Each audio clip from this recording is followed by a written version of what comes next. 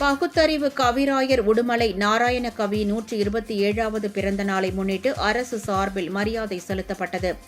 திருப்பூர் மாவட்டம் உடுமலை அடுத்த பூலவாடி கிராமத்தில் 1899ஆம் ஆண்டு செப்டம்பர் 25ஆம் தேதி நாராயண கவி பிறந்தார்.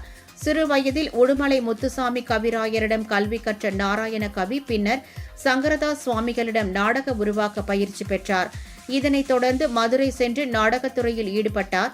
பின்னர் சென்னை சென்று திரைப்படங்களுக்கு பாடல்கள் எழுதினார். இவரது பாடல்கள் நல்ல வரவேற்பை பெற்றது. தனது முதுமை காலத்தில் சொந்த கிராமத்திற்கே சென்று வசித்து வந்த நாராயண கவி தனது 82வது வயதில் காலமானார். இந்நிலையில் நாராயண கவியின் 127வது பிறந்த நாளை முன்னிட்டு உடுமலையில் அவரது நினைவாக கட்டப்பட்டுள்ள மணி மண்டபத்தில் உள்ள சிலைக்கு மாவட்ட வருவாய் அலுவலர் தலைமையில் செய்தித்துறை அமைச்சர் மே. பெ. சுவாமிநாதன் மாலை அணிவித்து மரியாதை செலுத்தினார்.